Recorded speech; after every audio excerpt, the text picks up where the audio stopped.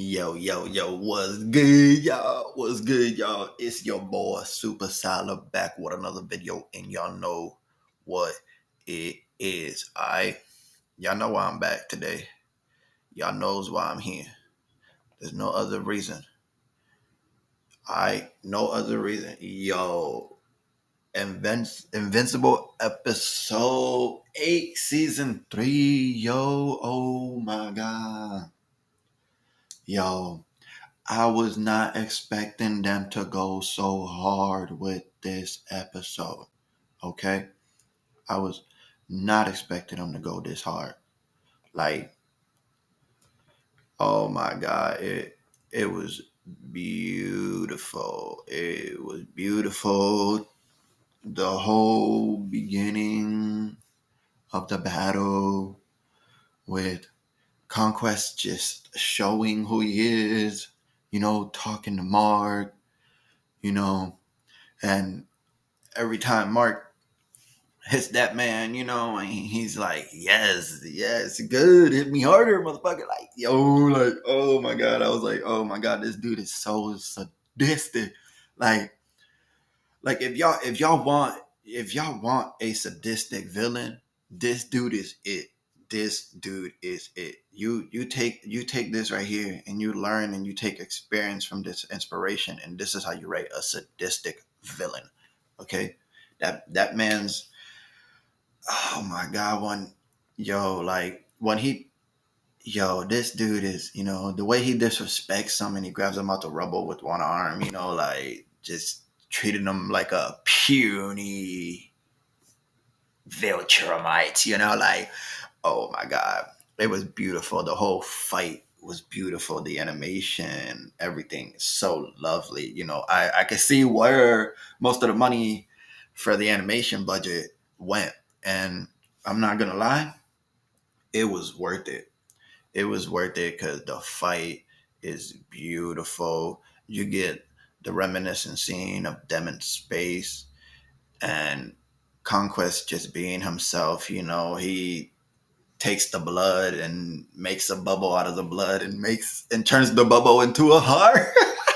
It was incredible. It was incredible. Like, I was like, yo, this dude, like, and then Mark's reaction to seeing that, like, what the fuck? Like, Mark's reaction was just something else, because, yo, I'm not gonna lie, Conquest is just, I'm not gonna lie, it was just beautiful. It was, the episode, it was like a roller coaster the whole time, and you had Conquest just being him, and oh my god, and Cecile rushing Sinclair to make the robots, and Sinclair's like, dude, like, man, what did you mean, bro? Like, dude, this are invincibles, bro. Like, we can't cut through this dude like he's paper, bro. He said this man's just like cutting through rock and stuff like that.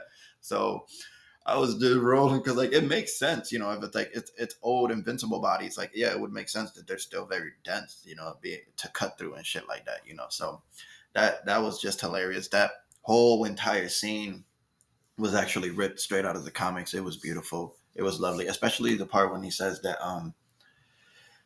later on, when he says that he tells his wife, oh, it looks like we're not gonna have no movie night tonight, we'll be working.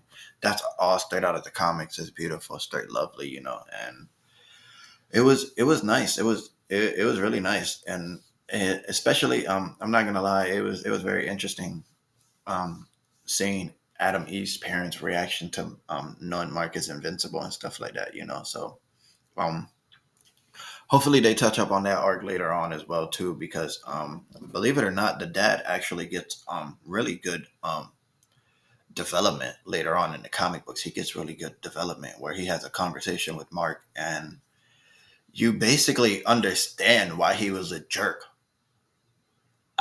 You literally understand why the whole time he's been treating his daughter like shit and just being a jerk. You understand why.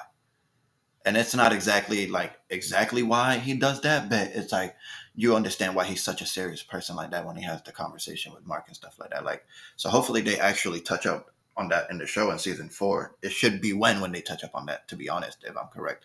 It should be season 4 when they touch up on that. And it's very good. He gets like really good character development. And in the show it might actually they might dive into it deeper, which would be awesome. And you obviously know we get Mark and Conquest out there scrapping, and Eve finds out that he's over there and stuff like that, and you already know baby girl shows up, and she gotta defend the boo. You know what I'm saying? She gotta defend him. She shows up on her gangster shit. You know what I'm saying? Wear a little, wear a little robotic leg. She come through, and it's morphin' time, baby. Morphin' time. Yeah, yeah. Cause after Mark tries to like save her and stuff like that, she ends up actually like fighting Conquest, like, and she creates like this armor on and stuff like that, and it's like it was really dope, yo. It reminded me of the Power Rangers Morphin Time and stuff like that. Like it was really dope as shit. Like she really showcased how powerful she can really be. Like the girl is no joke. She is not to be underestimated for sure, because Conquest is just something else. Like that dude is just something else entirely. So it would be understandable why he was giving her such a hard time. Like, and so that yo, I just, oh my god, everything was so true to the comics. The way he killed her, and stuff like that, and like, yo, the way he just slides his hand through her and shit. Like, oh my god. Yo, it was just beautiful. It was like, yo, it was crazy. I was not expecting to see any of that, but yo, they're killing it. They're killing it, bro. Like they really are. It was lovely. Mark seeing that, his reaction to that, and the whole big scene that I love the most is how straight from the comics, ripped out, my man's like, I can see the future and you don't live to see tomorrow. Yo, goosebumps chills for days, man. The way the punch collides and the arm gets broken, like, oh my god, you see the bone sticking out of Mark's hand, dude. Like, oh man, it's like, yo, absolute gruesomizing, and Mark starts fighting without one hand and kicking and punching, and it's fucking beautiful. The choreography, animation is just beautiful, man. Beautiful. Straight ripped out of the comics. He bites the shit out of him. Oh my god. Like I felt the bite myself. Like I felt the bite myself. I was like, like, yo, like he just took a chunk out of that man's, like he just bit into a freaking steak, bro. Like, and Adam Eve coming back.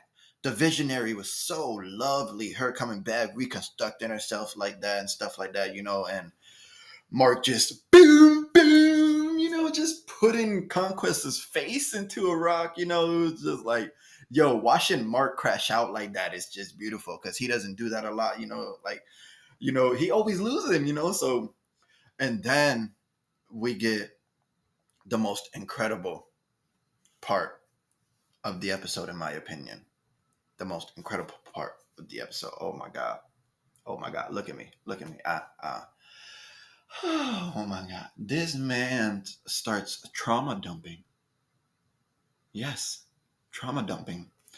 Do you know how sadistic, evil you gotta be to start trauma dumping to the person that you beating the shit out of? That's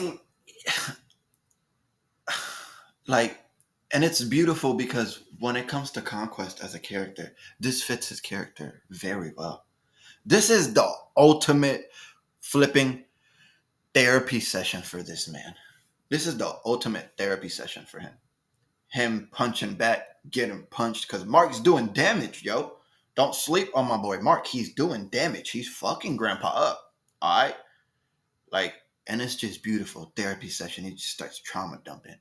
And we learned that he never actually gets named. They just name him Conquest because that's all they do. They just send him on Conquest. And that shit's just beautiful, man. They don't want them around. They're scared of them. You know, everybody's scared of them. They don't want them around, so they send them off to do missions and stuff like that. Always keep them off planet and stuff like that. And I'm not gonna lie, I felt bad for him when he was trauma dumping.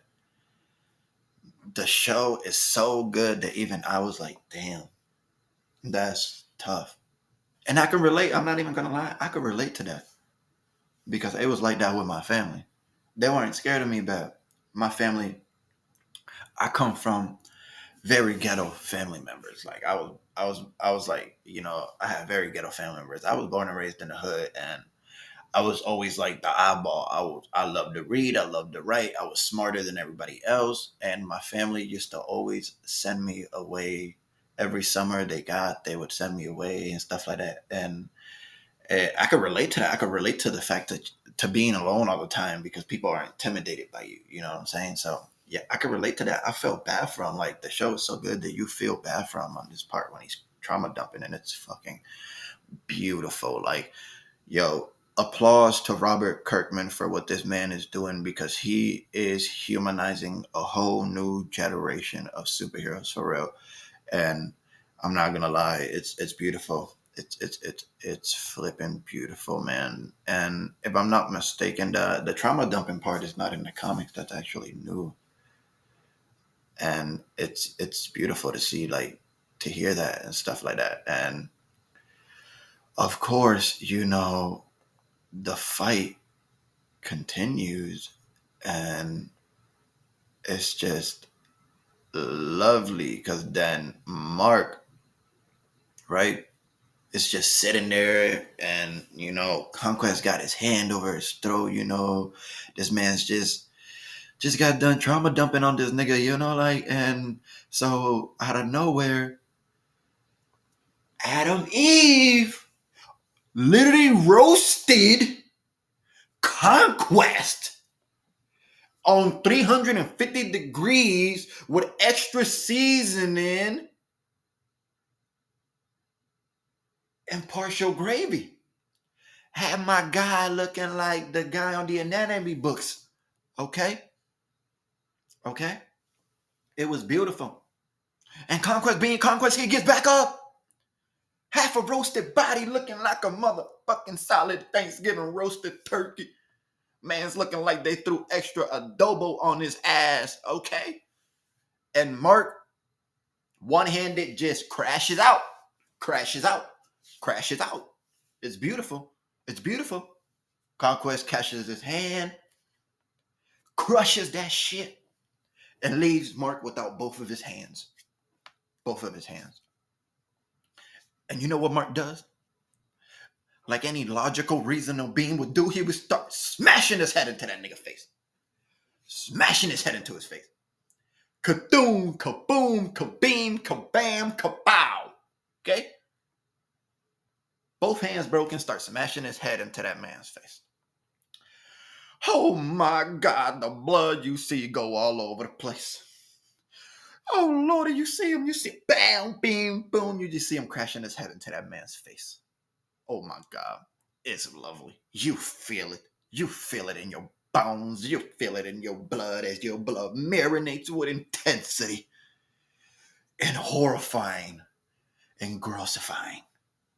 Blood all over the place. And then they show you a clip in this man's face. They show you a clip of this man's face while this man's is over here on the ground and his face is over here looking like the motherfucking alien from Alien versus Predator. Yo, oh my God. Shit wider than a motherfucker. Opened up, teeth over here, teeth over there, tongue over there, guts coming out the face. Oh my God. It was lovely. It was lovely. Yo, hey guys, yeah, super solid here. Yeah, just want to let you know. I do realize that I ended up saying alien when I should have said predator when I was talking about the alien versus predator and stuff like that. But yeah, I am aware of my mistake. Future super solid here is very aware. It's just, you know, past me was very hype, you know, and he kind of retarded. This future me is kind of smarter. So, but yeah, just want to let you guys know I was aware of the mistake. Deuces, if y'all haven't watched this episode, you need to get to it. You need to get to it. You need to get to, oh my God. Oh my God. Oh my God. Oh my God, it was lovely. Then you got the Mark crawling over to Eve, and they have their little talk and stuff like that. And then you got the other heroes who pop up and stuff like that and save them. And you already know you got the little hospital scene with Adam, Eve, and Mark and stuff like that. And you already know all that stuff like that is very beautiful, yo. And you already know we get Debbie coming in there, and this almost made me cry, man. I did I shed a tear, man. I'm not gonna lie, I shed a tear. This broke me when she admitted that she felt bad for everything, that it was all her fault because she let him think that it was okay to go out and be a hero and stuff like that. And it's just so heartbreaking, her blaming herself literally for everything that has happened to this boy so far. Literally everything that has happened to this boy so far. The fact of her letting Nolan teach him everything about the Viltrumites and let him think that it's okay to be a hero and teaching him how to use his powers, everything. She feels bad for everything. Everything's her fault. And it's lovely because as a mom would do something like that. A mom would do something like that, and it's so heartbreaking. Like, it's so heartbreaking. Like, I love it. I shed a tear. The show is written so well. Robert Kirkman nailed it. The parts that he's improving from the comics is just lovely because the parts that he's changing, it's just him improving what he did in the books, and it's beautiful. It's genius. And then you get Mark. Mark wants to see the body, of course. He wants to know that this man is really dead, And he tells Cecile, burn that shit, boy. Burn it. Throw it back in the oven and don't open the oven. Throw it back in the oven and don't open the oven. But you already know, if you thought that was going to happen, that's not going to happen. Because Cecile, little hard-headed ass, you already know, this is a perfect example showcasing on when Mark was being a hard-headed ass earlier in the season. Look at Cecile. He go and be a hard-headed ass, and we know he's not going to burn that damn body. You know he ain't going to burn that damn body. And then we had the funeral for my boy Rex. You already know. Robot geeky ass taking his name. Can't stop trying to be my boy Rex, man. I don't know why he keep trying. He'll never beat. And it's crazy. But he keep trying. But it'll never happen. And y'all know that. And y'all know that already. So you already know.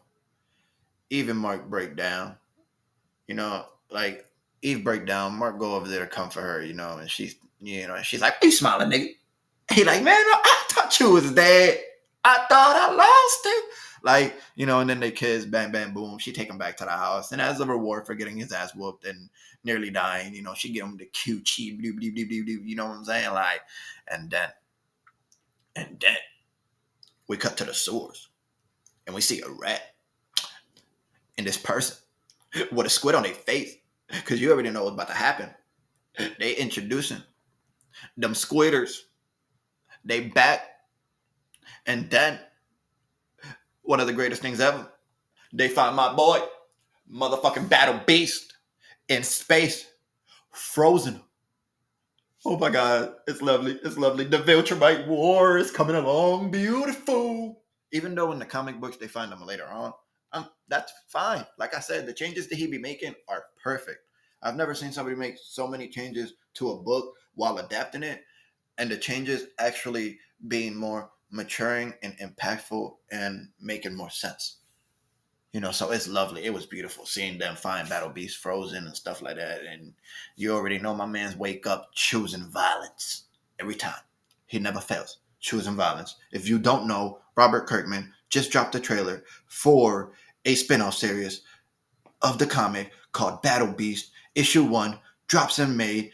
We're going to get a prequel of what Battle Beast has went through on his adventures. You already know. If you haven't pre-ordered it, go pre-order it now because I already pre-ordered my copy of Battle Beast issue 1. Dang, I can't even talk. But you already know. I already pre-ordered. And if you haven't done it, go do the same thing because Battle Beast is the best. And then we get the scene, with Angstrom Levy. He's talking to them engineer dudes and stuff like that. And they fix his arm. And he's like, "What do you want?" And they're like, "Yeah, bro. We want this, we want that, and we want this." So their little partnership starts. and stuff like that. And you already know. Like I told you, Cecile didn't burn the body. He think that steel underground, under the earth's surface is gonna stop a Viltrumite as powerful as Conquest, which is crazy because he's nuts for that. And then you already know you got the scene with Oliver and Mark starts deciding to kill bad people, criminal people that start trying to take lives. And I agree with him. It needs to happen. Kill them fools. Powerful people like that should not be roaming around, man. Powerful people with powers that are villains and criminals should not be roaming around. You should be dead because that's crazy, dog. Innocent humans cannot defend themselves at all. And then we get the post credit scene with the demon, Damien, the Dark Blood. I don't know why I did that. I'm so stupid. But you already know. The demon's back. And this is incredible because Robert Kirkman always did wanted to touch up on the demon realm and shit like that. You know what I'm saying? So it's going to be cool to see him be able to do that since he wasn't able to do it fully in the comics and stuff like that. So that's going to be amazing. That's going to be great. I can't wait to see that fleshed out more. And you already know, the episode was beautiful. It was amazing. It was the start to the Invincible War that we should be getting in season. What's up, guys? Future Super Solid here. Once again, I messed up. It wasn't Invincible War. It's actually Viltrumite War. Apparently, I don't know how to talk. And that's what I get for not scripting this stuff out. But hey, that's just me. See y'all later. Season 4. And ladies and gentlemen, if you haven't strapped up your seatbelt, you better strap it on now. Because if Invincible War is beginning in season 4, you are in for one hell of a ride. I promise you that. And yes, this season 3, in my opinion, was absolutely fantastic. Fantastic. If you haven't read the comics, go check them out. Get them now. Pre-order your copy of Battle Beast Issue 1 right now because you cannot miss out on that prequel adventure that we will be getting. It's going to be amazing, ladies and gentlemen. And y'all already know these were my thoughts on the episode. I hope y'all liked it as much as I did. And guess what? I'll see y'all next time on another video. And you already know your boy Super Sala out here.